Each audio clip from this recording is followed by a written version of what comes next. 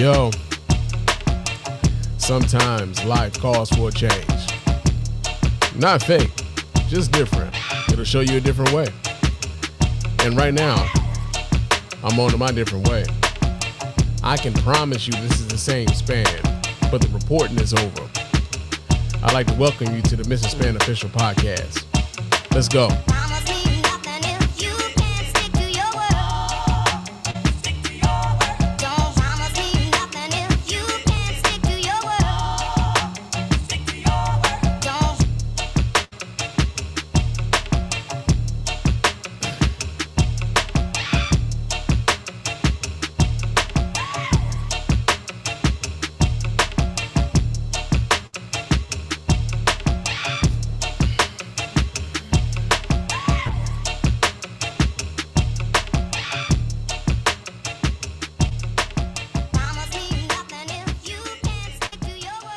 Yo, what's going on, everybody? Welcome to the Mr. Spann Official Podcast. I'm your host, Mr. Spann. This is episode number 45 of the show.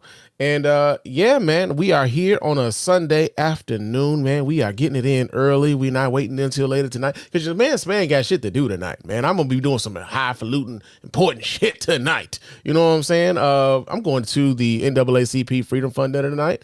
And ironically, President Joe Biden is going to be there. Oh, yeah, that's breaking news.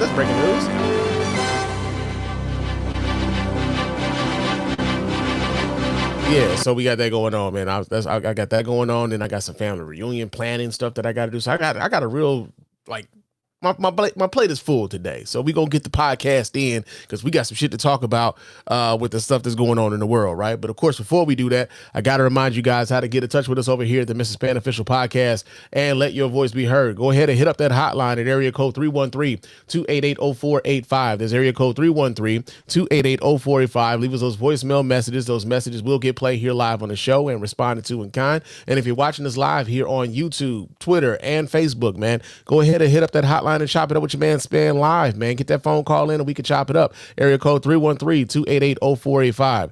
You can also email us here at feedback@thespannreport.com. That's feedback@thespannreport.com. Go ahead and leave us those emails. And of course, those emails are good right here and reply to here live as well. Follow me on all of the social medias, man. I'm Mr. Spann everywhere. It's on Threads, Twitter, Instagram, Spill, although I'm not very much on Spill or Twitter. But if you want to reach out to your man Spann, hit me up in those ways, man. Mr._Spann. Chop it up with your man Spann throughout the week. Also, leave us a 5-star review on iTunes and or Spotify. Those 5-star reviews are the ones that get read here live on the show. We really appreciate everybody who goes about the business of doing that. Doesn't cost you a dime, just a couple minutes of your time to let everybody know why you're rocking with us over here at the Mr. Spann Official Podcast and the Spann Report Podcast Network in its entirety, right? And yo, if you're listening to us via Spotify, we do have polls on Spotify. We have question and answer sessions over there on Spotify. So contribute to the conversation in that way, man. We really appreciate everybody who does that, right? And also, if you want to support us by getting yourself some merch, man, get yourself a t-shirt, get yourself a coffee mug or a hoodie or something like that, man. Go to our TeePublic store, teepublic.com.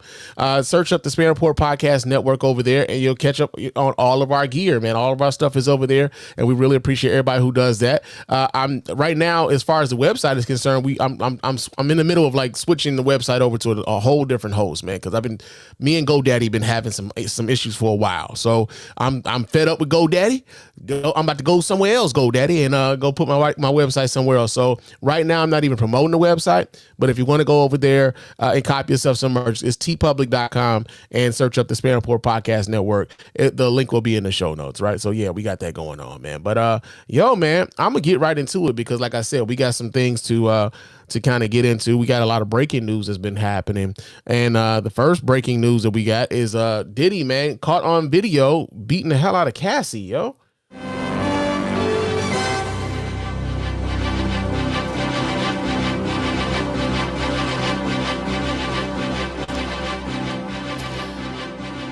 Yeah, man. So CNN obtained exclusive video of Diddy assaulting Cassie at the Intercontinental in California. I'm not going to play that video. I'm sure some of you have already seen the video. You don't really need to see the video to understand, like, yo, he really does. He kicks her. He pulls her down by her hair, man. He drags her on the floor, man. It was a lot to watch. It was a lot to fucking watch to see that man do that. And he did all of this while holding basically a bath towel around him to keep, he was basically naked while he was doing that. And so, that video went public, and, by and large, folks were, shocked and appalled by what they saw, and rightfully so. And, it's one of those things where, unfortunately, for a lot of people, some people need, to be able to visually see something happening before they could believe that something happened. Right. And so for a lot of those folks, that was what got them on board with, maybe Diddy ain't really about shit, man. Maybe he's been, there's this love facade that he's been putting out has been a smokescreen in order to, kind of divert attention away from what may be coming. Right. And so we remember last fall, back in November, Cassie had come out, and she basically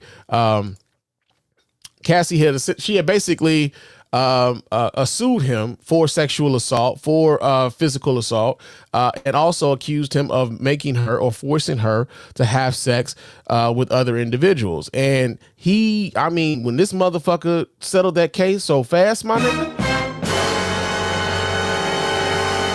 settled it quick, bro. Like the ink didn't dry on the printer, bro, before he was already settling that case. And I think for a lot of people, that was the implication or the indication that a lot of people had. Were like, yeah, something really, really was going on between the two of them, where he just wanted to get out ahead of this and not have any of this stuff come out, right? And so also, people started looking into some of the other things that he had been doing as of recently, where he started allowing some of his former artists to have their masters and stuff back. He was going to give them, access to their music and ownership of their music, but they had to sign NDAs in order for that deal to be valid.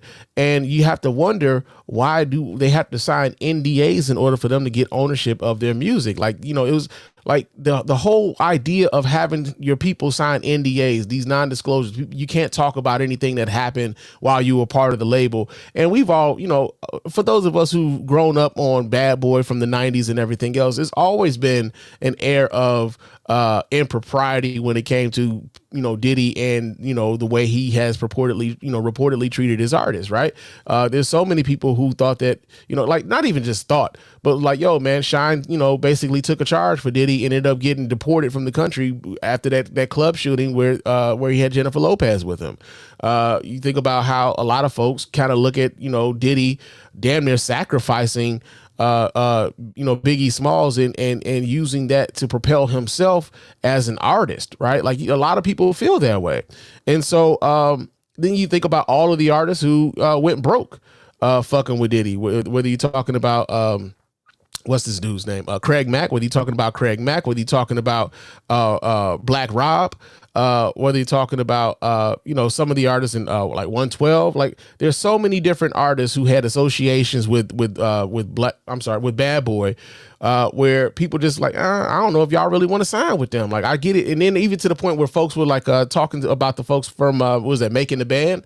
When he had those different variations of Making the Band, it's like, yeah, they really wanted Bad if they going to they fucking with Diddy and getting on this TV show to be, a part of the industry or whatever, because he just did not have a very good reputation business wise up until that point. Right.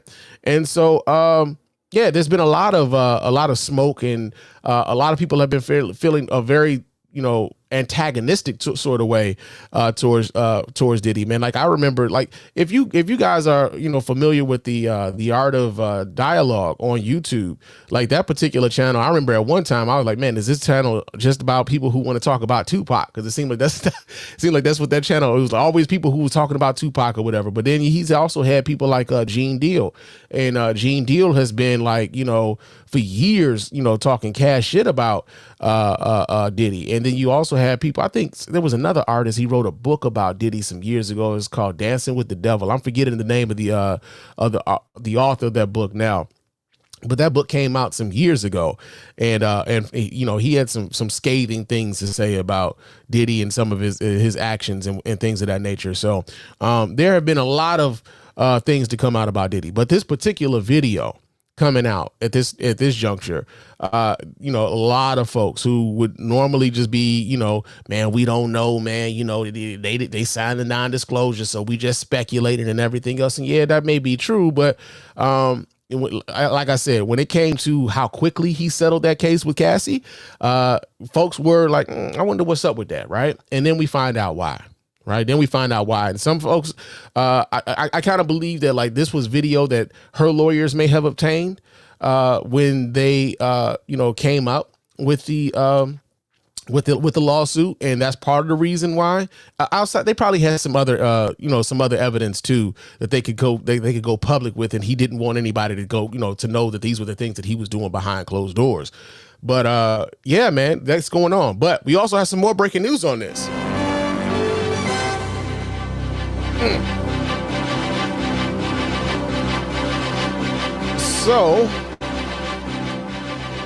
So Diddy done came out with a goddamn apology, y'all. He done came out with an apology.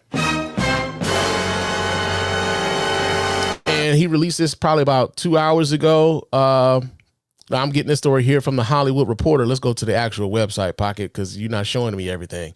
Because I believe we do have actual video of this apology, and we will show the video of the apology. We will not show the video of him, you know, whooping on that girl. But we read this here, comes out of the Hollywood Reporter, says that Sean Diddy Combs apologized on Sunday morning for a recently surfaced 2016 video, which shows him allegedly attacking his ex-girlfriend, singer Cassie Ventura. It's so difficult to reflect on the darkest times of your life, but sometimes you got to do that, Diddy said on Instagram. I was fucked up. I hit rock bottom, but I make no excuses. So that seems to be what he said in the video. Let me go ahead and pull the video up so you guys can watch right along with your mans. Hold on just a second while I do this here. Let's get this where we need it to be. All right. And let's do that. And we're going to add that. Boom. And let's see what this nigga is talking about, y'all. It's so difficult to reflect on the darkest times in your life. Sometimes you got to do that. I was fucked up. I mean, I hit rock bottom. But I make no excuses. My behavior on that video is inexcusable.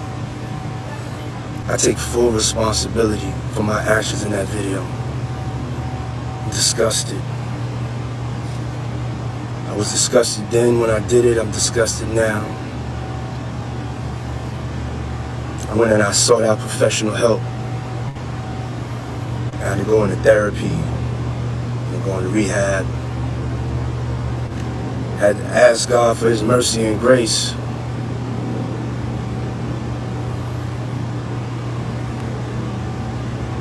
I'm so sorry. But I'm committed to be a better man each and every day. I'm not asking for forgiveness. I'm truly sorry. All right, so that's the video, right? First things first, I'm looking at some of the shit in the background. Is this nigga in Bali with Russell Simmons, right? Did this motherfucker get up out the country? Because I know there's a lot of people who right here would like really probably want to put hands on that man for what they saw him do to that woman in that video, right? But also, you know, let's talk about this thing about therapy and rehab and stuff like that. I wonder, and I mean, I just wonder if, you know, that was part of a public relations ploy, you know, to try to, you know, garner some sympathy on his behalf. And someone told him, hey, man, you got to get in front of this.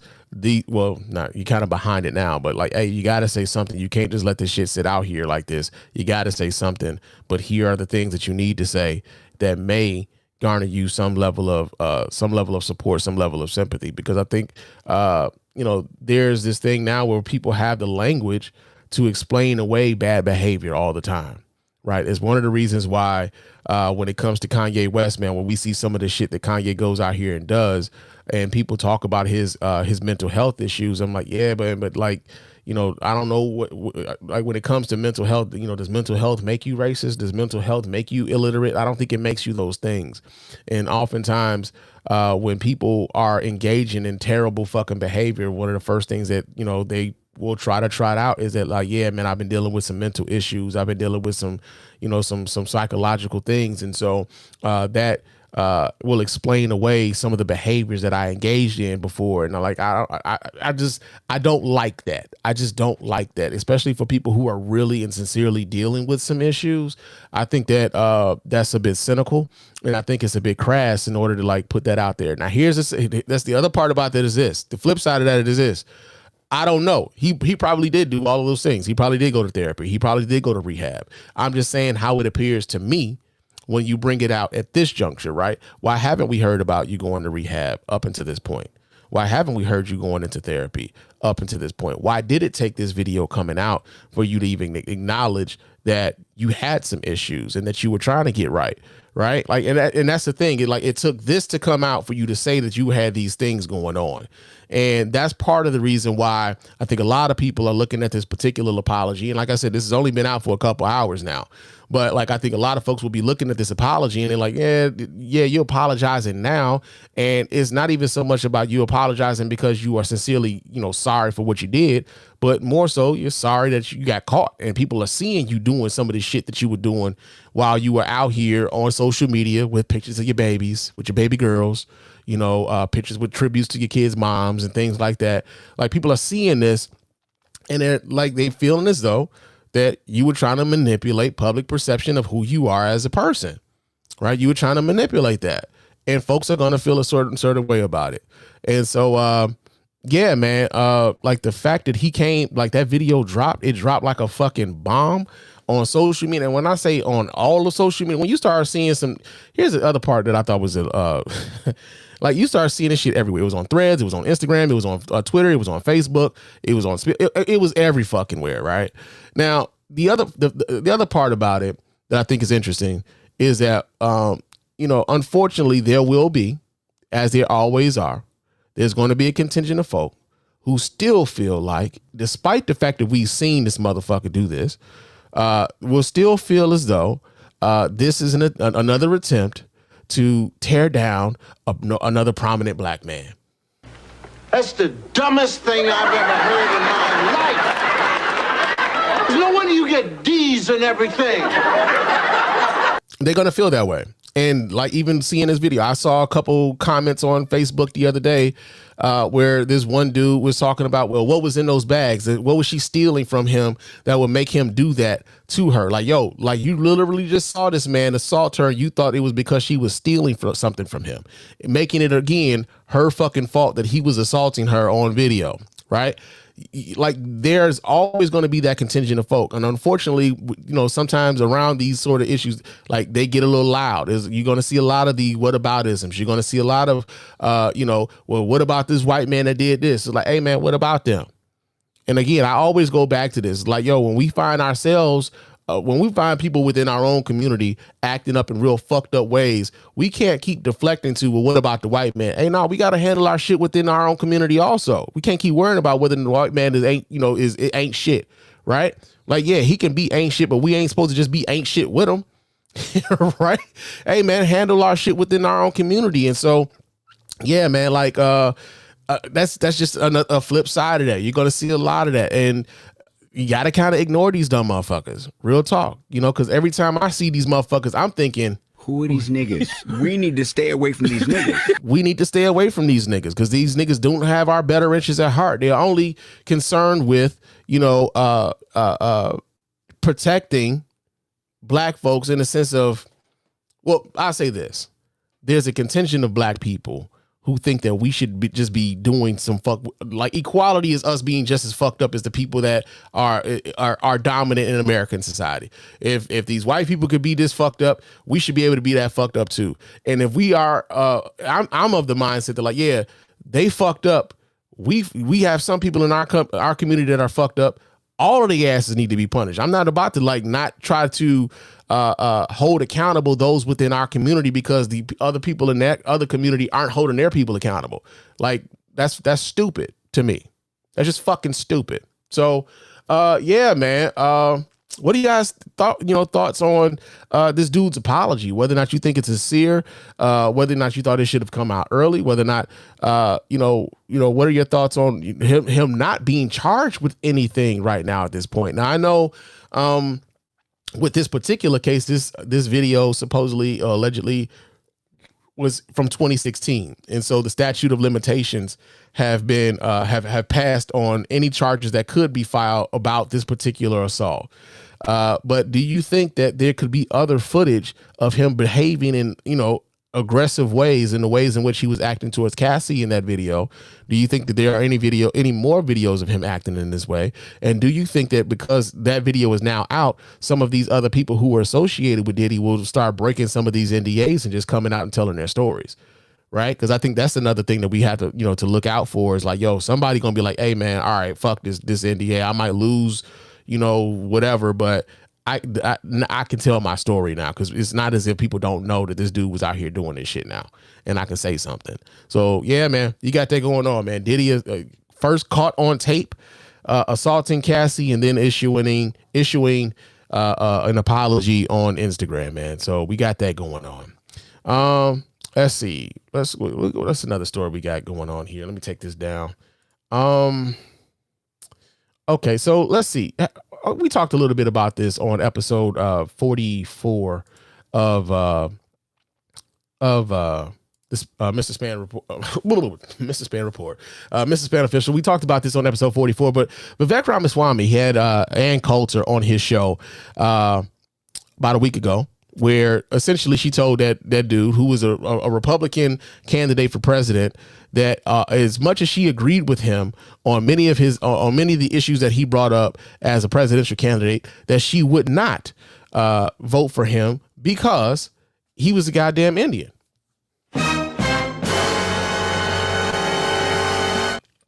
She wasn't gonna vote for him because he's Indian, right?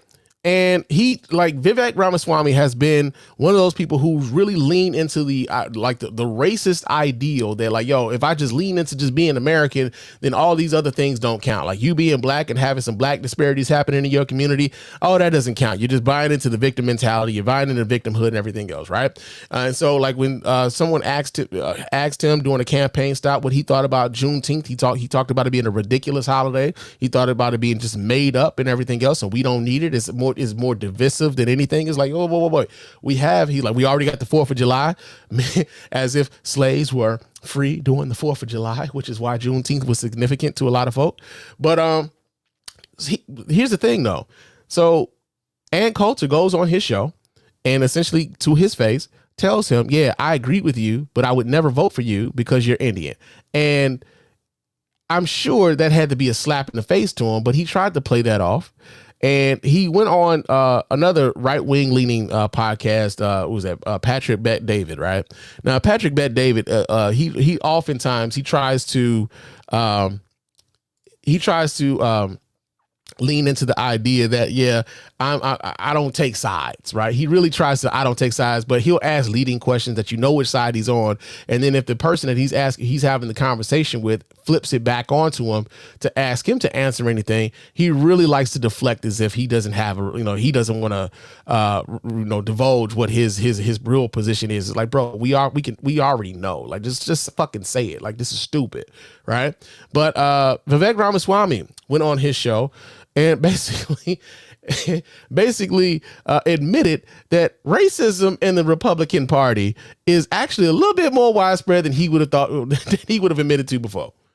I'll be a monkey's bare-assed uncle. Yeah, man. So we get this video. This comes, we get it. This article comes out of Mediaite. It says that Vivek Ramaswamy told Patrick Bet David that there are a lot more voters than he expected to agree with conservative commentator Ann Coulter's declaration to his face that she could never have voted for him because of his Indian heritage. Ramaswamy joined Patrick Bet David this week on the Patrick Bet David podcast and offered some more thoughts on Coulter's words, saying that he believes such beliefs are widespread in the United States, but far from the majority. Okay.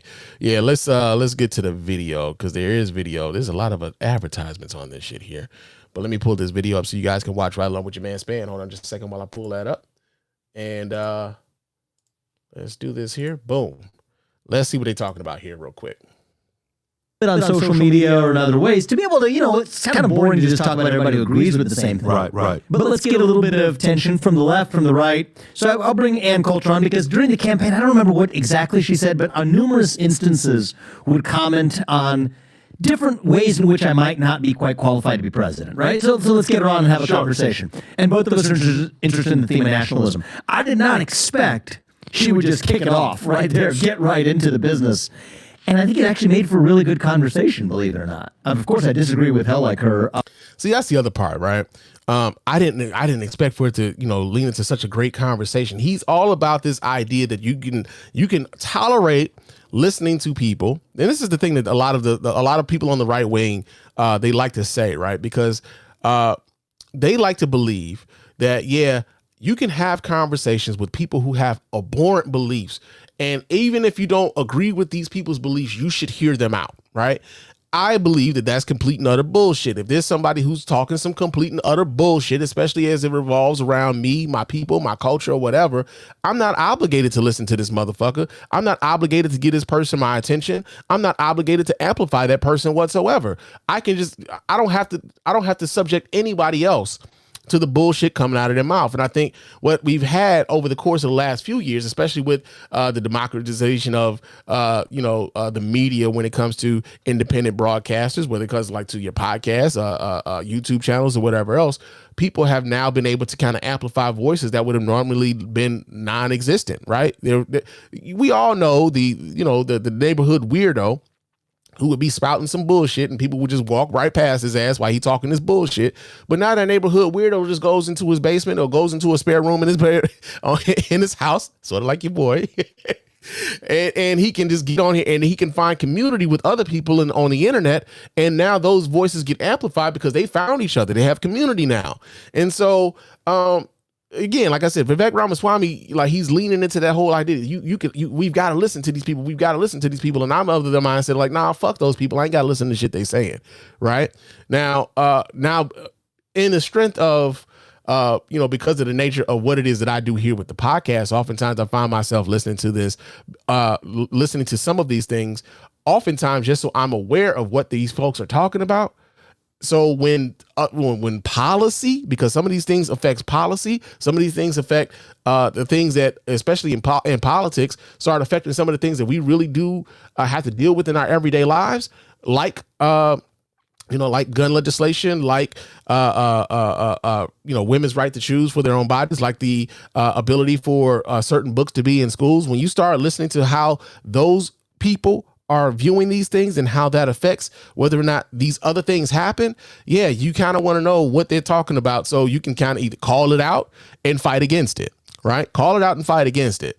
But he's been talking this shit as if, his thing has been, I'm going to lean into being an American. I'm going to lean into being an American because if I lean into being an American, all these other things don't matter because we're all American. And what, Ann Coulter disabused him of was that she just basically disabused him of that entire notion because your culture and your race does mean something here in America.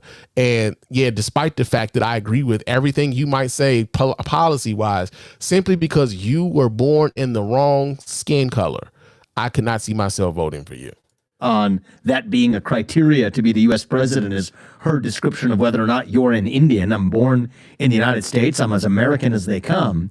But I thought it actually formed a really strong basis for an honest conversation that we otherwise don't have.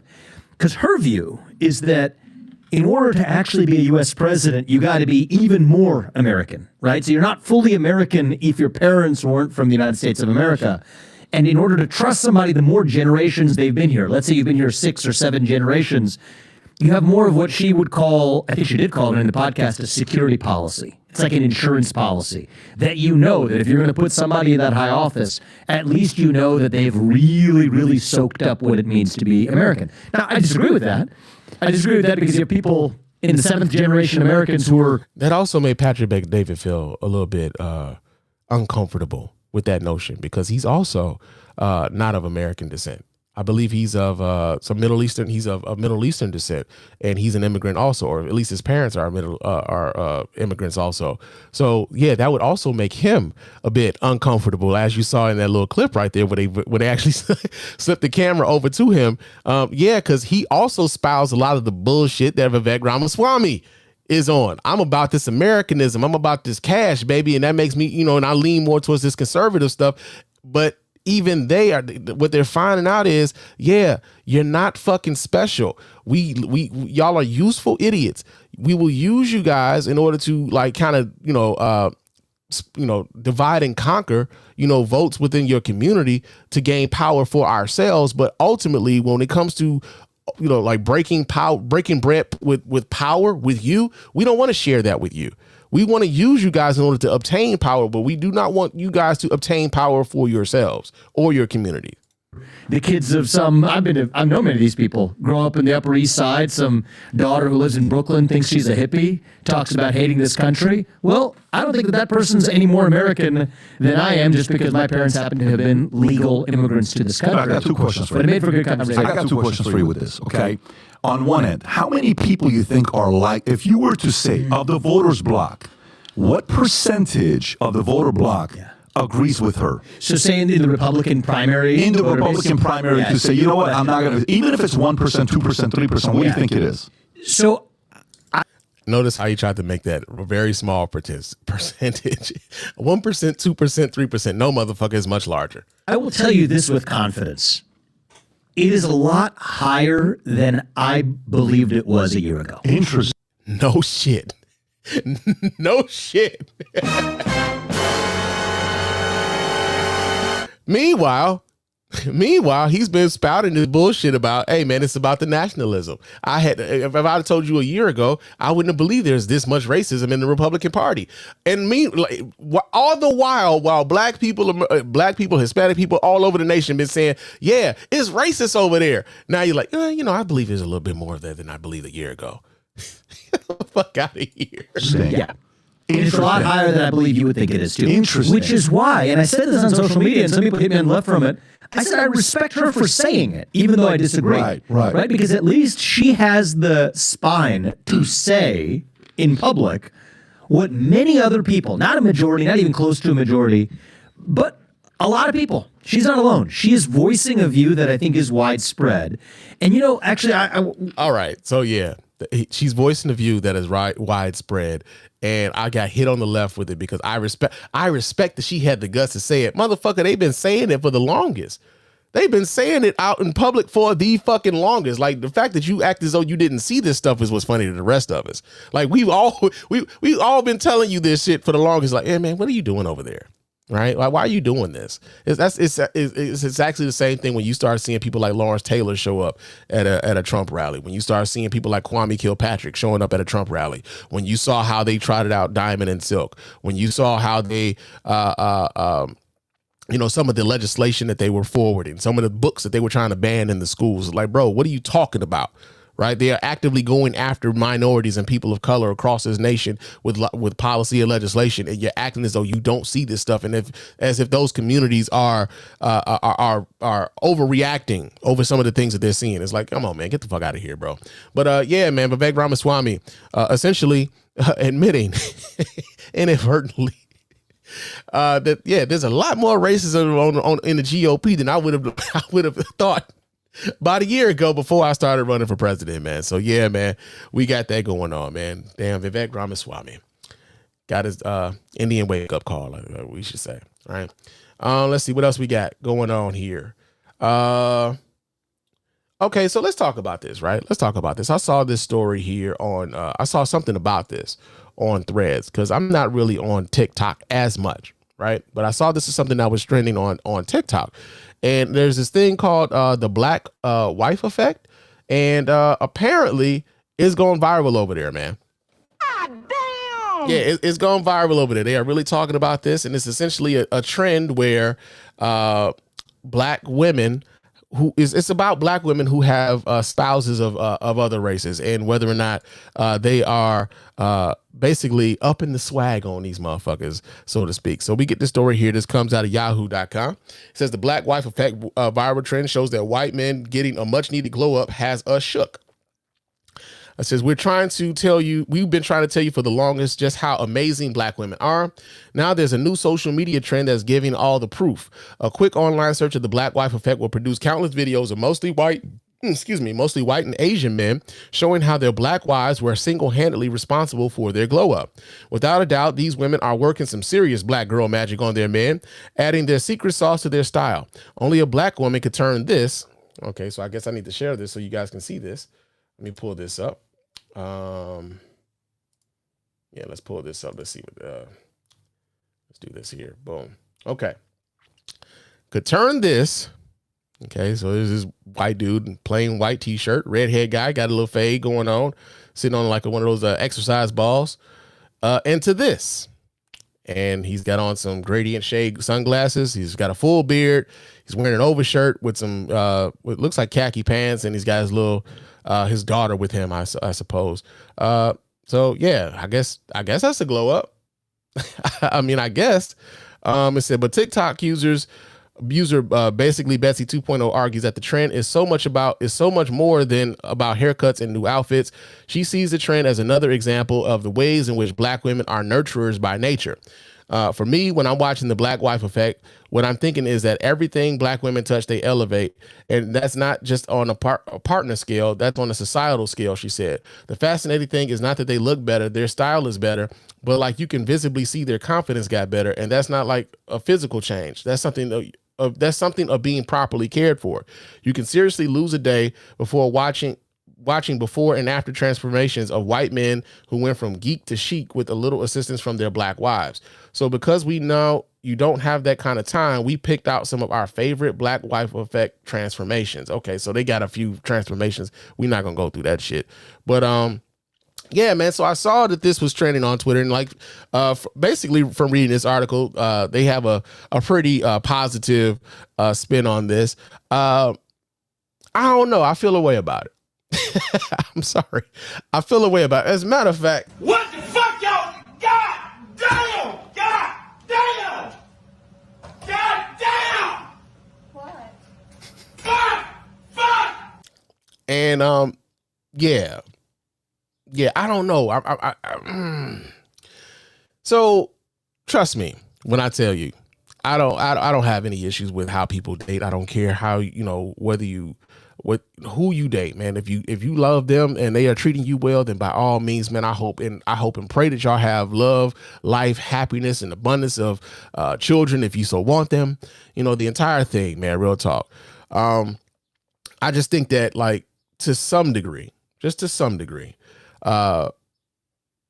this would be received differently if the roles were reversed. If there was a trending topic on social media and there were some brothers talking about, the white wife effect and, how these white women were like changing their lives for the better and all this other stuff. And rightfully so, there will be sisters upset about that shit. Like, again, it becomes one of those things where, like, yo, man, yeah, people like nobody's upset with you that you are dating interracially. Right. I think that's for the most part, because every time I hear brothers talk that shit about sisters being upset that they are dating interracially, like, no, they're not mad about you dating interracially. What they're mad about is that you using your dating interracially to put them down in particular. Right. And so it becomes one of those things where, like, hey, man, they don't care whether or not you got a white woman, date your white woman, love your white woman, have family with your white woman. They don't give a fuck. But when you start using that white woman to belittle them, that's when that's when folks have issues. And so I think that if we saw, black dudes with the white wife effect, and they start talking about how this is showing how white women are nurturing and all this other, I believe that people would have a problem with that. I do. Now, that's not to say that, these people and like these dudes having like a bit of a glow up, it isn't, I mean, I guess it's cool. You know what I'm saying? But I think that, like, I think in social media, just because it's on the social media scale, I think that people are going to receive it. And of course they're going to receive it based on where they are in regards to how they feel about interracial dating to begin with, right? They're going to be people who feel a certain kind of way, like, man, you know, they just gonna feel a way, whether they are for interracial dating, whether they're against interracial dating. They're gonna be people who feel a way. We getting this here from the root. And I think they put a very positive spin on this. And they even talked about how they had some of their favorite transformations of some of these white dudes or whatever else. And I guess that's cool. But just something in how I know social media to be, right? Because we're talking about how social media receives this. I think a lot of times folks out in the real world don't give a fuck about what's going on social media. But just because of how social media could be, I could see this not being received well. If there were a different type of, if we had just flipped the roles on this one. Real talk. That's just kind of how I feel about it. You know, let me know what you guys think about that in the chat. But the black wife effect, man, like apparently the black women are out here, you know, styling up these white cats, styling up these Asian cats. They styling up the brothers too. If we gonna be honest with you, hey, had a black wife effect with the brothers too. You know what I'm saying? Because I done seen a lot of brothers who done got married and like, hey, man, like, damn, nigga, you look good, dog. Like, man, like your wife done hooked you up. You done finally cut your hair, huh? You done finally cut that shit off. It took for her to tell you to cut that shit off when you finally decided to cut that shit off. Good. Man, let me go talk to my sister because I need to thank her because, nigga, we wasn't going out with you no more after the last time, right? Saw that. Show these black wives effect with the brothers too, right? And I think that might, you know, that might kind of calm down any kind of criticism that this social media trend is having, right? So we got that going on. Another thing that we got going on here. So Whoopi Goldberg defends Harrison Butker. Excuse me. Not never. Yeah, man. So Whoopi Goldberg, of course, we talked about Harrison Butker on episode 44. He's the kicker from the Kansas City Chiefs, who went on a commencement speech, and he talked about how basically women just need to keep their asses in the kitchen and keep making babies and not be out here working jobs. Oh man, hey.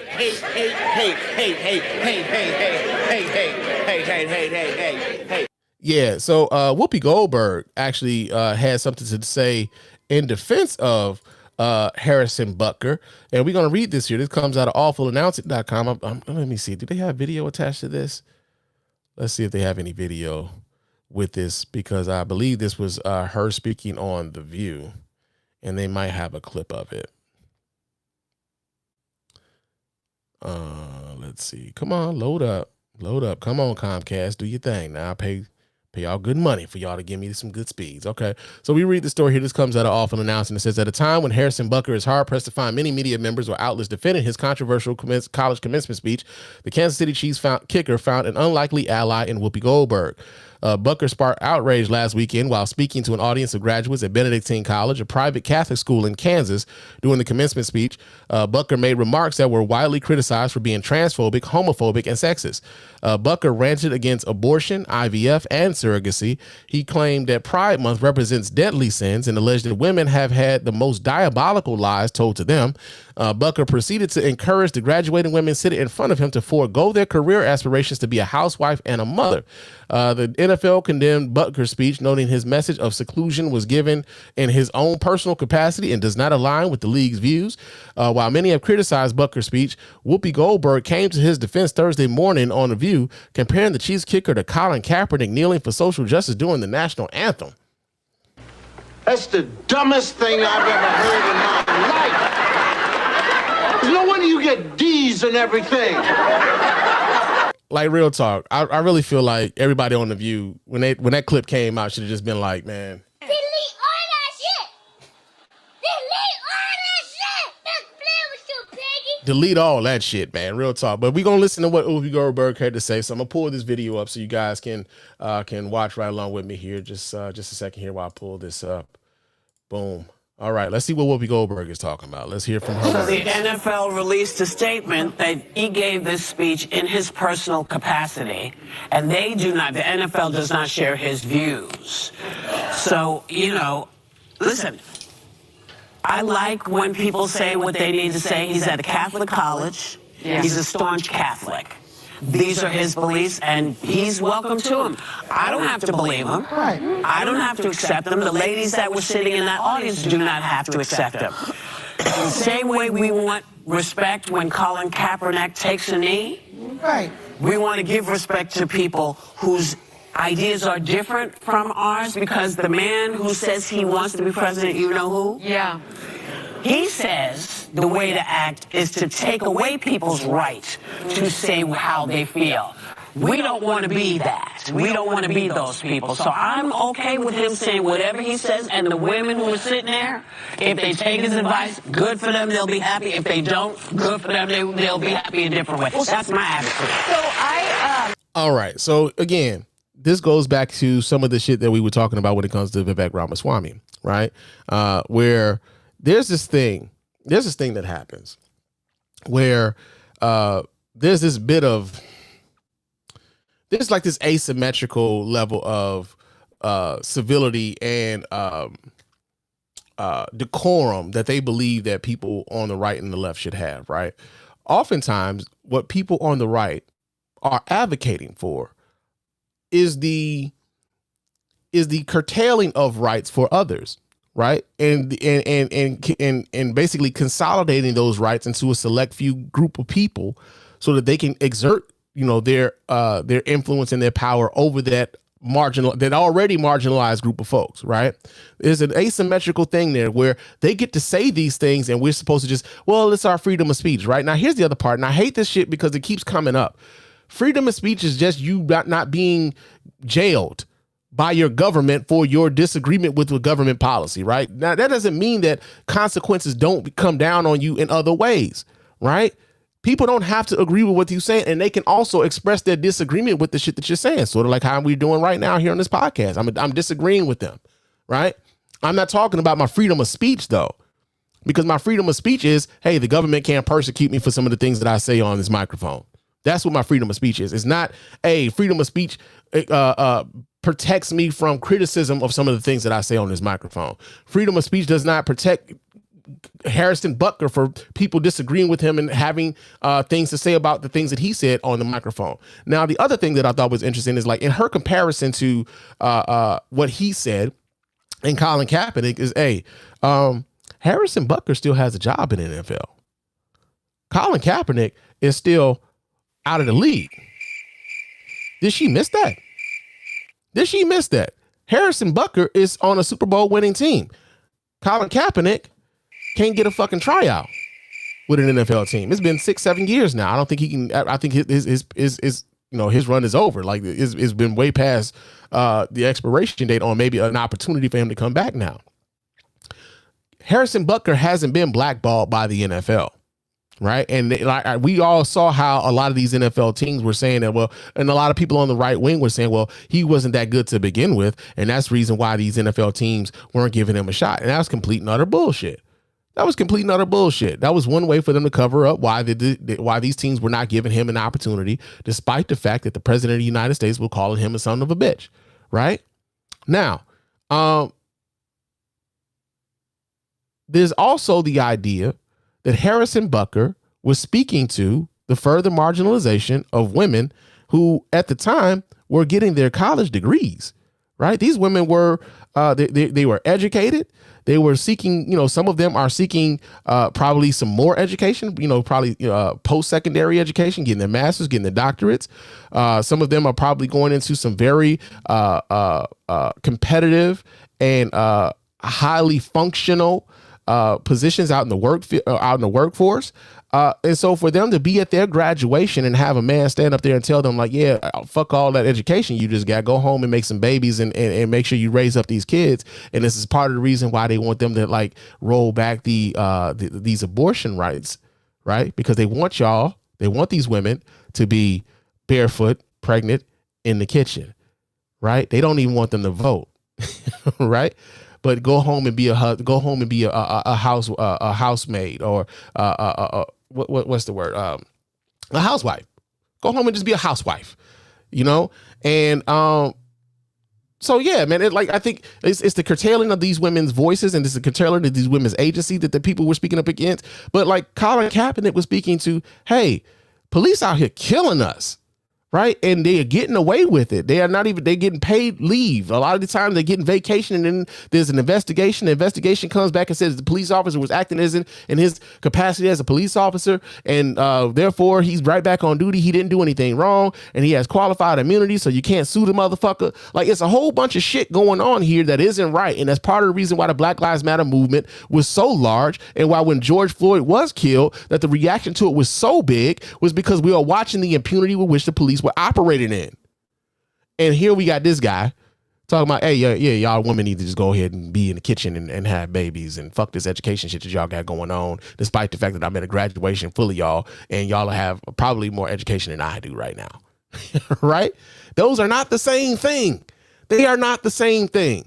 And so when I talk about this asymmetrical sort of way in which people are operating, like, people on the right think that they could just say anything to anybody and nobody is supposed to respond to them with the level of vitriol that they are spewing, right? Which leads us into our next story. Because yo, man, I saw this shit and I couldn't believe what the fuck it was I was looking at, man. I couldn't believe it. So, man, this is, I mean, shit. We should not be entertained by the House Oversight Committee. I don't think anybody in their right mind had, hey, man, some entertaining, like, crazy shit was happening in the House Oversight Committee, man. You got to catch this show. You got to catch it.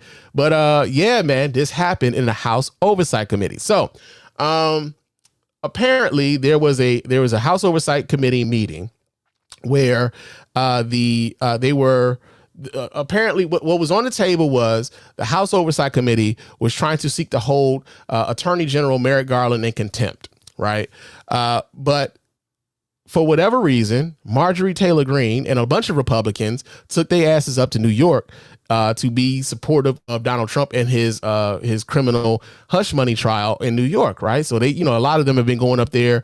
This is one of the ways in which the Trump administration has been trying to, or not the administration, but the campaign has been trying to get around the gag order that has been put on Donald Trump, because he's not able to speak on certain things when in regards to his case, in regards to certain people administering this case, like the judge and whatnot, right?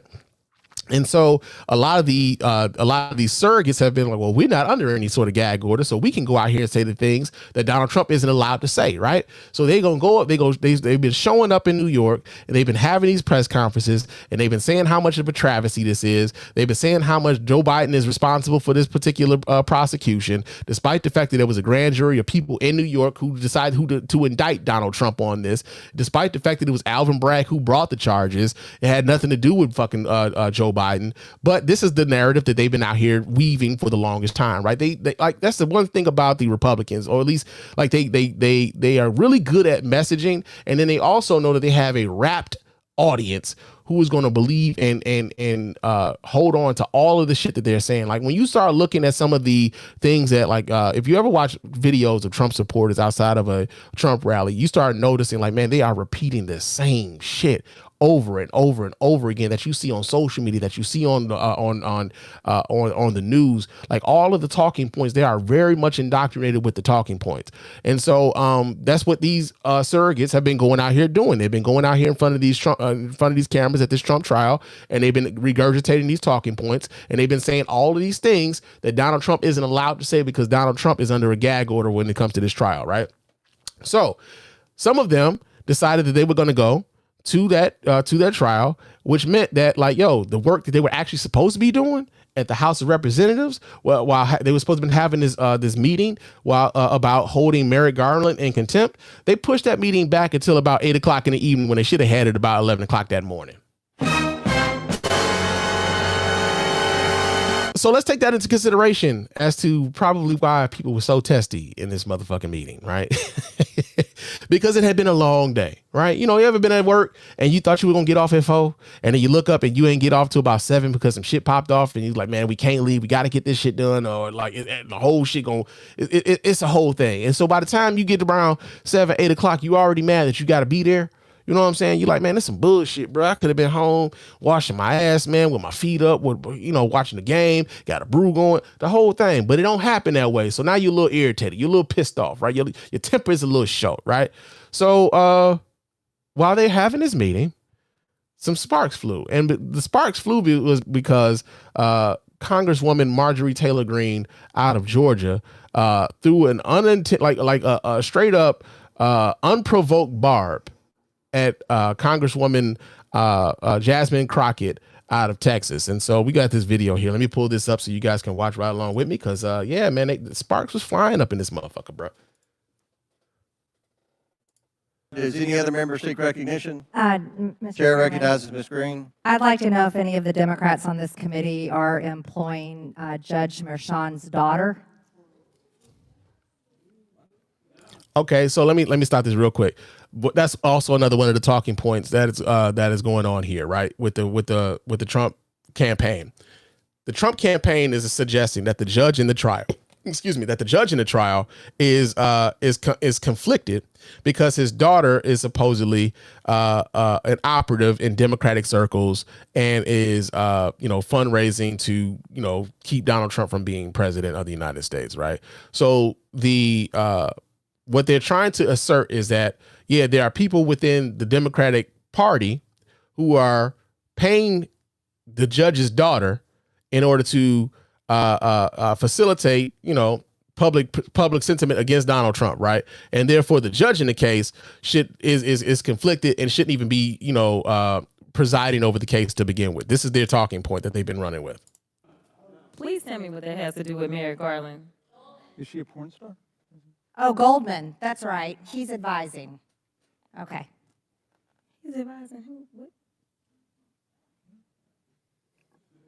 Do you know what we're here for? You know we're here about AG. I don't think you know what you're here for. Well, you the one talking about. I think your fake eyelashes are messing up. No, ain't nothing. Hold on. Listen. Order. Mr. Chairman, That's beneath would even you please engage the order of your committee? Order. Please. There's a point of order. We have a point of order. Mr. Lynch, state your point. Mr. Chairman, I would just like to ask the parliamentarian if your conduct here in raising money in connection with this hearing. Here's the other part too that I think is very funny, man. Like, you could tell there's animosity towards everybody, but they got to keep up this air of decorum around them. So they're like, Mr. Chairman, and all this other shit, right? Point of order and all this other stuff. Is like, well, motherfuckers really, hey, motherfucker. Nah, they ain't doing that.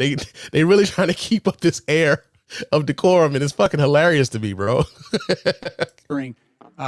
Is referable to the Ethics Committee within this hearing. Is a motion in order to refer your conduct and your abuse of It's not a point of order. Mister, I do have a point of order, and I would like to move to take down Ms. Green's words. That is absolutely unacceptable. How dare you attack the physical appearance of another person? Are your feelings Move hurt? her words down. Oh, girl, baby girl. Oh, really? Don't even play. Baby girl, I don't. Hold up.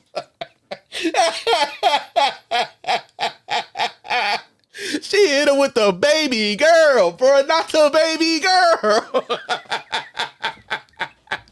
Oh shit! Hey man, the Bronx is coming out of AOC, man. Like, that was straight up, like the Bronx. Like, hey, don't fuck around, fuck around and find out up in here, man. Real talk. We are gonna move, and we're gonna take your words down. I second that motion. Ms. Green, do you wish to strike your words? I have 4 minutes and 21 seconds to speak. I think we have to do the motion first, and then unless there's another motion, then you'll be recognized again. But I believe there's another motion coming. So, you agree to strike your words? Yeah. Okay. Ms. Green agrees to strike her words. I believe she should apologize. No. Okay, hold on. Then after Mr. Perry's going to be recognized, then Ms. Green. I'm not apologizing. Well, then you have to strike your words. I am not apologizing. Let's go. Come on, guys. Why don't you debate me? Mr. Chairman. Now, here's another thing too that I thought was real strange, right? This is Marjorie Taylor Greene talking about, why don't you debate me? Marjorie Taylor Greene has been trying to debate AOC since before she got into Congress.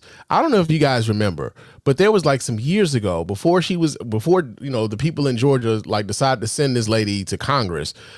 She was on video chasing behind that one kid, David Hogg, who was one of the Parkland school kids who survived that school shooting, and he's been an advocate for, you know, safer gun control laws and things of that nature. She was like stalking this kid as he was walking the streets in Washington D.C., like asking him, you know, who's paying for him to do this stuff, and you know, why is he coming after, you know, law-abiding American rights to own guns and shit. Like, so when as a gun owner, when people like this are the ones who like are representative of like the responsible gun owner, like, man, what the fuck, bro? Get the fuck out of here, bro. Like that sort of shit. Like, she irritates even us.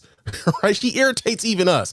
But then there was also video of her going through the halls of Congress, and she found AOC's congressional office, and no one in the office would let her in. And instead, she just like starts talking, you know, stuff to her through the mail slot in her congressional office, and she videotaped herself doing all of this shit. And even then, she was talking about, I need, you know, she should debate her. It's like, yo, you are obsessed with AOC. That's the thing that I think gets lost, is this woman is straight up obsessed with AOC and whether or not she should debate her. I think, you know, there's a fixation there. There's a fixation there, and it really should be addressed by somebody. Seriously. The minority. Self-evident. You're not. Yeah, you're not. You don't have enough intelligence. Chair recognizes Mr. Perry. Okay, move to strike the. I'd like to strike those words as well. I move to strike the lady's words again. Ms. Green, do you agree to unanimous consent to strike your words? I repeat again for the second time. Yes, I'll strike right. my words, but I'm not apologizing. Without objection. So Ms. Green asked unanimous consent to strike her words. Mr. Raskin objected. I'm going to recognize Mr. Raskin for his objection. No, we're not counting against Ms. Green. Has 4 minutes and 21 seconds left. This will not count against her time. Thank you, Mr. Chairman. I reserve the right to object because the understanding of the minority is that the gentlelady from Georgia would move to take her words down and strike her words, and to offer a sincere apology for having engaged in personalities against another member, offending her personal appearance and insulting her. We don't do that in this committee. And I think the major problem was that we allowed pornography in this committee, and we've gone down a bad road. But in any event, we should not. Yeah, and so when he talks about pornography, again, this all has something to do with Marjorie Taylor Greene. Marjorie Taylor Greene brought unedited photos of Hunter Biden into that particular committee's hearings. While they've been trying to really tie Hunter Biden's actions as a private person to his father. And like he had some, of course, but he had some rather spicy photos that he had on a computer and in his phones or whatever. And people were trying to associate that with Joe Biden. But, you know, Marjorie Taylor Greene decided that she was going to bring these photos of, you know, uncensored Joe Biden not Joe Biden, Hunter Biden would, into a congressional hearing. And so it's become this constant devolving of what the quote unquote decorum of the House rules and shit. And so this is them saying, hey man, look, she not following the rules, man, and we can't keep glossing over this. She didn't apologize for that. She's not apologizing for this, and it's just gonna keep devolving the rules here. It's gonna get even worse because this lady is here, because she doesn't necessarily like respect the rules. She doesn't abide by the rules, and we keep allowing her to get away with the shit. Not allow face-to-face ad hominem insults. It's totally contrary to the rules of the House of Representatives. And I would ask Ms. Green if she would just make the apology. It's not that complicated. We don't want to get into face-to-face insults. You will never get an apology out of me. I don't know you. I object. Then I object, Mr. Chairman. Mr. Raskins object. And also, this goes into the entire thing that I was talking about earlier about like this asymmetrical way in which, you know, decorum is supposedly being expected, right? So you have this woman who goes out, she says all these crazy things, and people are just supposed to,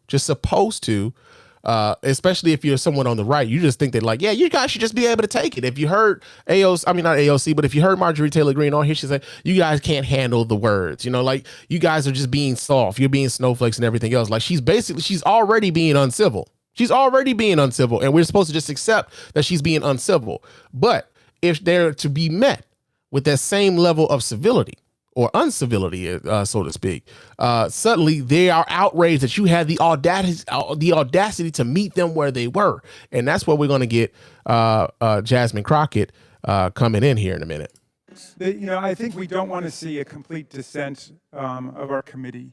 And the verbatim quote of the gentlelady was, "I think your fake eyelashes are messing up your reading."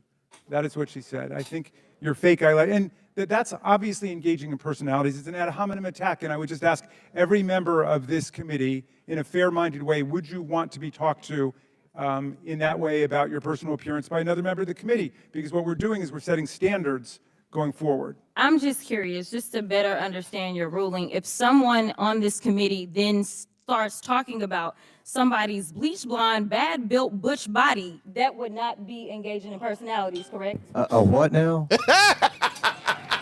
Chairman, I make a motion to strike those words. Hold up.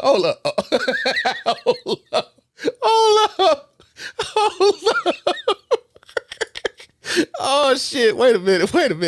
Oh, these correct? A what now?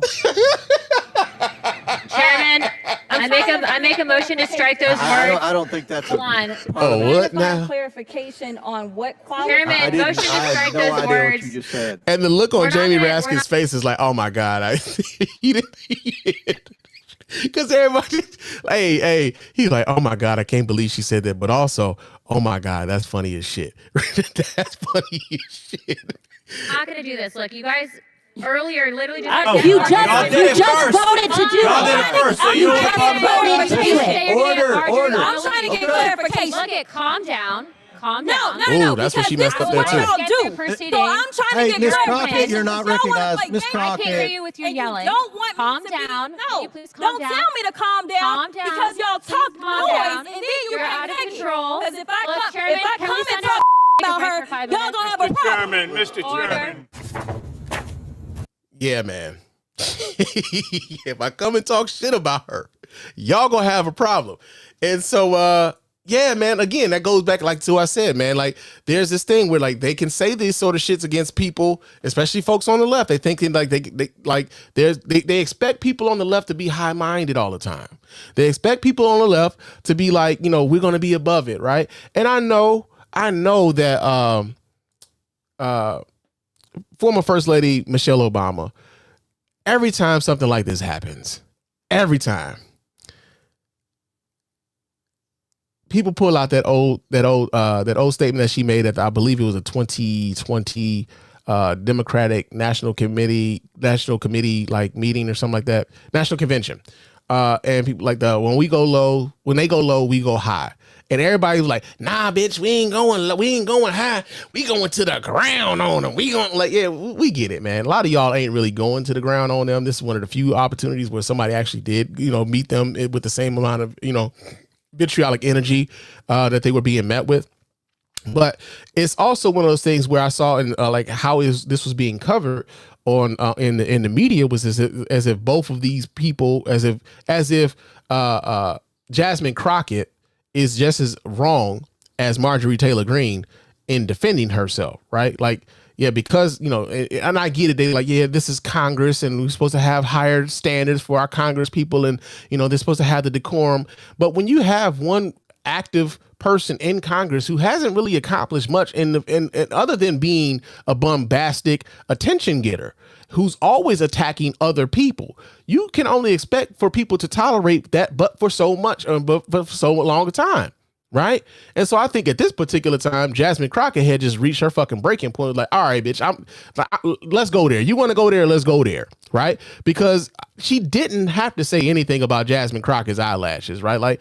Like, and just as much as she didn't have to interject as to who is paying Judge Merchan's daughter for consulting fees or whatever the fuck it was that she was bringing up, right? That had absolutely nothing to do with the context of what the meeting was supposed to be about. And so I just thought it was interesting how the media was looking at it, was framing this as if both sides were like, this is a both sides issue. No, it's not a both sides issue. One side consistently does this, and the other side is expected to be above it.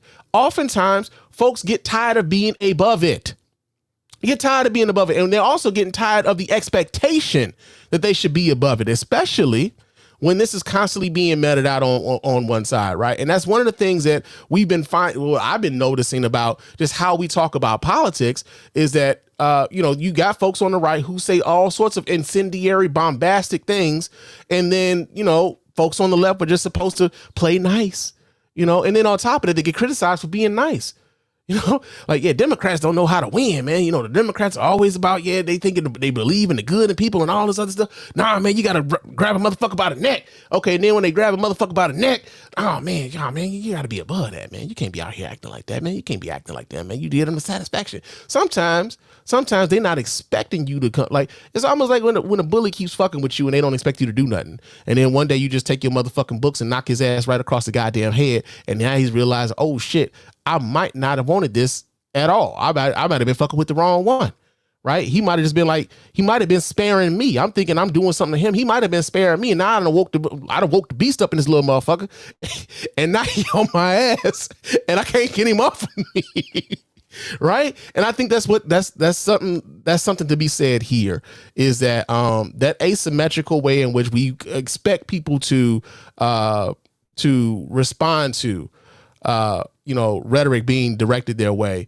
This was a classic display of it, where we expect right-wing folk to say crazy shit, but we also expect people on the left to be above the shit. But then when people on the left actually meet these motherfuckers where they are, suddenly we're appalled that the left-wing person actually met this person where they were.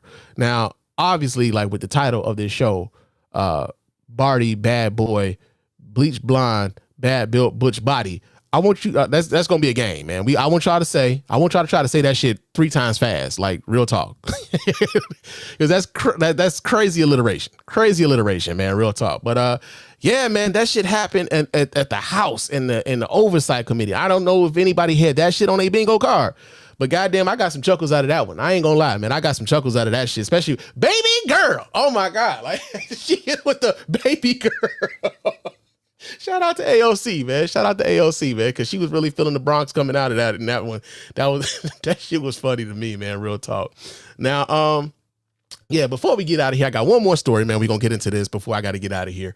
But, man, so Cardi B says that she's, says she went on, I believe it was Rolling Stone, and told the folks that she is not going to be voting.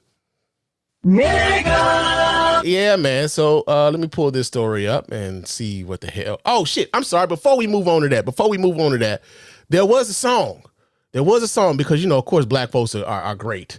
And black folks are great. But there was a song about this shit that happened in Congress. I'm going to play this a little bit so you guys can hear a little bit of this.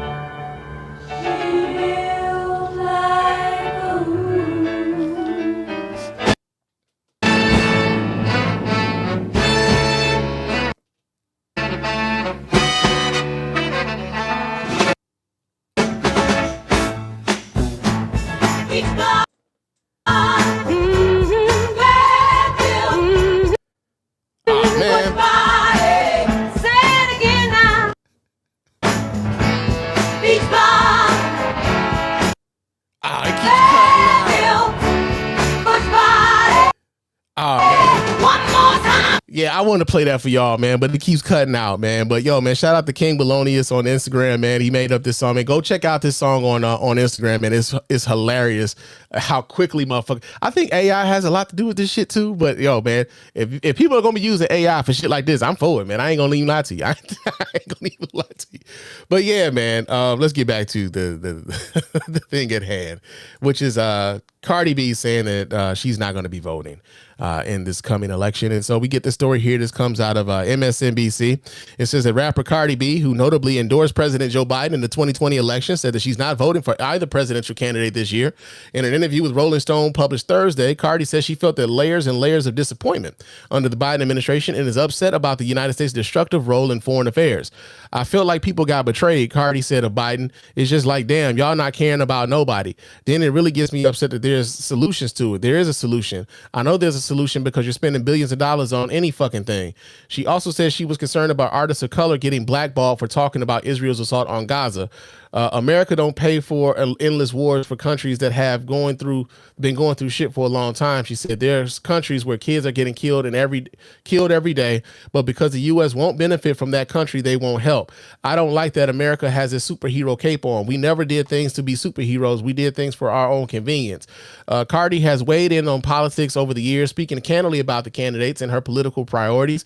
She threw her support behind Biden in the 2020 general election after initially endorsing Bernie Sanders in the same Democratic primary. I want a president who makes me feel secure, she said at the time. I want a president who understands the pain of the people. I want a president who is going to give us answers. On an Instagram live stream in November, she publicly criticized Biden over the United States' continued military aid to Ukraine and Israel, while Americans struggled at home, vowing not to endorse any presidential candidate in the future. She reiterated her disgust with both Biden and presumptive nominee Donald Trump in her interview with Rolling Stone. I don't fuck with both of y'all, she said. Now, here's the thing, man. You guys know, if you listen to me for any length of time, you guys know I'm a very big proponent of voting, right? Of voting, like not letting your voice not go unheard in the political process. And oftentimes I do take issue with people with large platforms who go out of their way to let everybody know that they're not voting, right? And the reason why I have an issue with it is because, you know, I feel as though it's their way of telling other folks to not vote. Now, she might not have said that explicitly, but that's something that, you know, a lot of celebrities don't have to say anything explicitly for their fans to kind of follow suit, because their fans love them so much that they are oftentimes trying to connect with them as people, right? And so they'll fall in line and oftentimes do some of the things that they're, the people that they idolize, they'll do some of the same things that they do. And so I'm one of those folks who feel as though, yeah, okay, Cardi, you don't have to go vote. That's your right. Don't go vote if you don't want to go vote. However, you could have did that and not told anybody, right? And you could have went about your day. You could have said, you know what, fuck it, I'm not voting, and nobody had to know that you weren't going to vote. But when you decide to publicize that you weren't going to vote, now you pretty much kind of activated some other people who might have been thinking about voting to say that, nah, I'm not going to vote. Now, it's not to say that it's Cardi B's responsibility to get people to the polls, right? She's a private citizen. Yeah, she has a large platform. She's a private citizen. These people have to make decisions for themselves, right? Much the same way that I got to make a decision for me, these other people got to make decisions for themselves. However, like I said, I do believe that there are going to be a good number of people who, because they idolize Cardi B, are going to follow suit with Cardi B. Now, the other thing that I think is interesting about this attitude about like just becoming apathetic, because we know apathy only helps one way, really. And it's for the people who have eyes on marginalizing you even further. They've said this repeatedly. As a matter of fact, let me go back to something that I talked to you guys about some time ago. Let me pull this video up so you guys can. Let's go back to something that we played a while ago, and and this is part of the reason why I think that what Cardi B, even though she says she's not going to vote, and she has her reasons why, but this is part of the reason why I believe it's foolhardy to kind of promote that sort of attitude. And we go back to Paul Weyrich in 1980. This was what he had to say. Many of our Christians have what I call the goo-goo syndrome. Good government. They want everybody to vote. I don't want everybody to vote. Elections are not won by a majority of people. They never have been from the beginning of our country, and they are not now. As a matter of fact, our leverage in the elections, quite candidly, goes up as the voting populace goes down. Our election leverages goes up as the voting populace goes down. So there's a concerted effort by those on the right wing to not get you to go to the polls, because they understand that they represent a minority view in this country, and that if the vast majority of people did take their asses to the polls, a lot of the things that are happening right now would not be happening, because they wouldn't have had the legislative ability to do so, right? And so when I hear people like Cardi B saying that, like, yeah, I don't want to vote for either Joe Biden or Donald Trump, understand that unfortunately the way that our system is built at the moment, you have a binary choice. It's either Joe Biden, it's either Donald Trump, and you have to make the choice as to which one of these would help further the causes that you care about, right? Doesn't mean that they're going to get everything on your wish list, because none of them are. None of them are. But understand that, like, the choice that you make to not vote, not only does it negate any criticism that you have, because like, yeah, you could have contributed to this conversation, but you decided not to. You decided to opt out. And oftentimes what I find with people who decide to opt out is that they want to feel as though they're above it, right? There's this false superiority in that, hey, I didn't vote for either one of these motherfuckers, so y'all can't blame me. It's like, nah, okay, so you felt privileged enough to where you didn't even have to participate in the process, right? There's a lot of like, I remember that song, Macklemore came out with the song and he was telling people he's not voting for Joe Biden, right? And yeah, okay, so forget everything that, you know, black people might be fighting for. Forget everything that the LGBTQ community might be fighting for. Forget everything that the Palestinians in this country might be fighting for. Despite the fact that many of those Palestinians may feel as though Joe Biden is not a friend to them at this particular moment, you better believe Donald Trump damn sure is not a friend to them in this very moment. Donald Trump's own son-in-law is talking about the Gaza Strip being beachfront property for them to develop. They will wipe those Palestinians off of the face of the earth, right?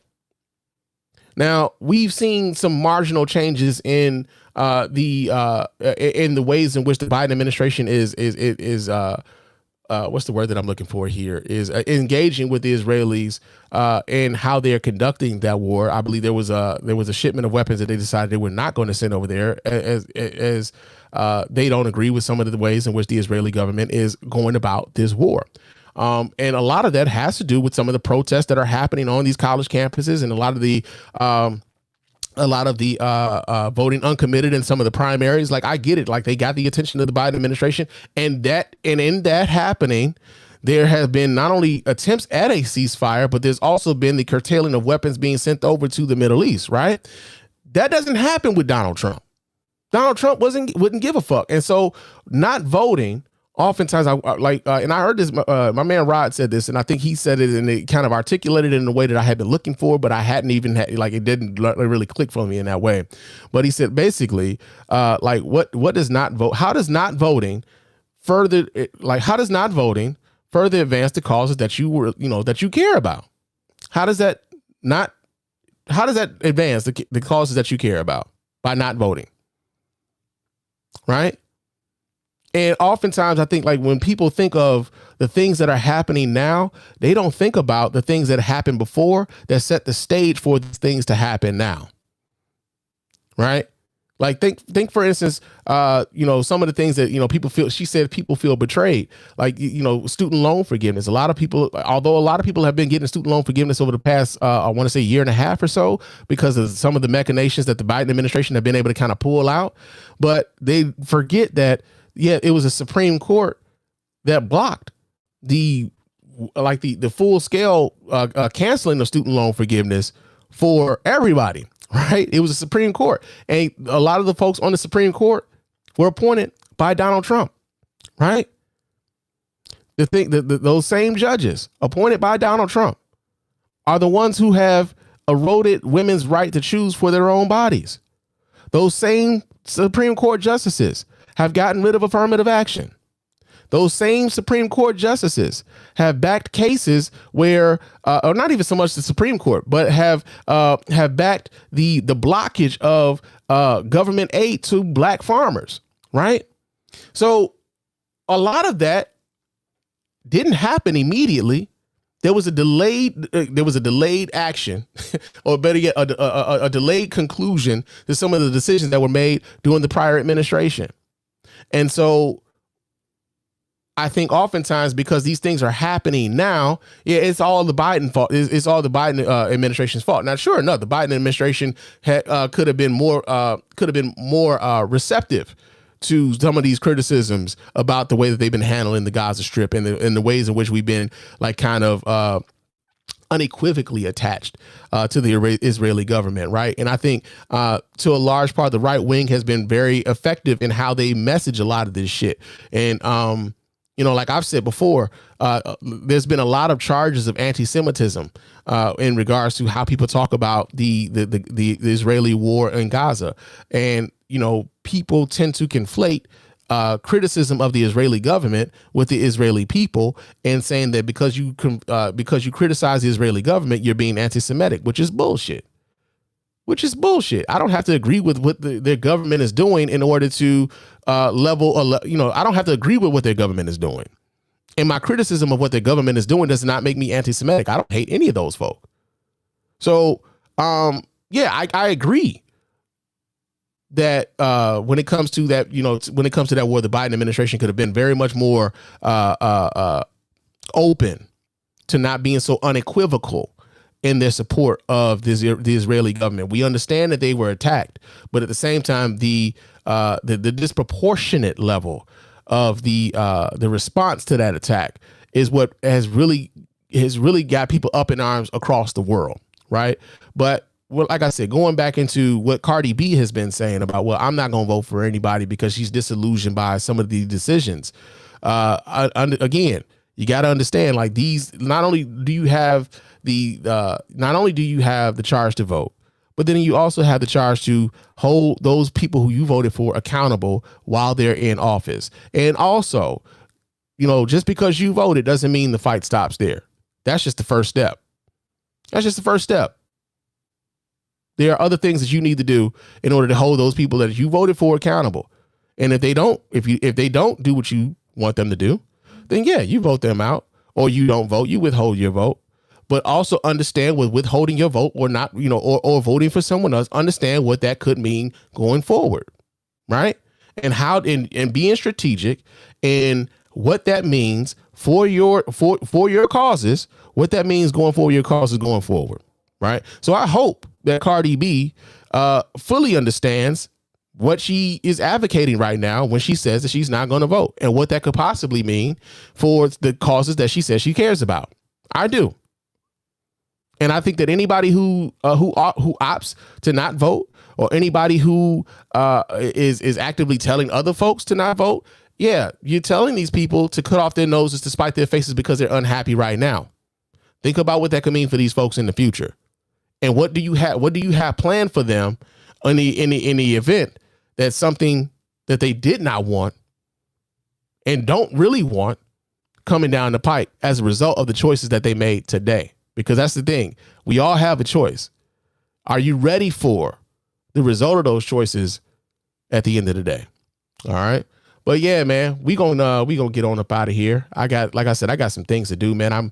I will be at the NAACP Freedom Fund dinner tonight. I got some family things I got to do today, and so your man Spann has a full plate of activities on his plate today. But before we get out of here, I do have to remind you guys how to get in touch with us here at the Mr. Spann Official Podcast and let your voice be heard. Go ahead and hit up that hotline at area code 313-288-0485. That's area code 313-288-0485. Leave those voicemail messages. Of course, those messages will get read here, we'll play it here live on the show and responded to in kind. You can also email us here at feedback@thespannreport.com. That's feedback@thespannreport.com. Go ahead, leave us those emails, and of course those emails will get read here and replied to here live as well. Follow me on Threads, Instagram, Twitter, Facebook, Spill. My name on all of those platforms is Mr._Spann. So go ahead, follow me there, chop it up with your man Spann throughout the week. Also, leave us a 5-star review on iTunes and or Spotify. Those 5-star reviews are the ones that get right here live on the show. We really appreciate everybody who does that. Doesn't cost you a dime, just a couple minutes of your time to let everybody know why you're rocking with us over here at the Mr. Spann Official Podcast and the Spann Report Podcast Network in its entirety. And also, man, if you want to, copy yourself some merch, hit us up on our TeePublic store at teepublic.com. Search up the Spann Report Podcast Network over there. The link will be in the show notes, and copy yourself some merch. Make yourself a t-shirt. It's getting a little warm outside. I believe we're supposed to get 88 degrees here in the Detroit area. So yeah, man, we got that going on. And yeah, man, copy yourself some of that merch. We really appreciate everybody who does that. But yo, it is about time for me to get on up out of here. I will talk to you guys again soon. But until next time, fam, peace.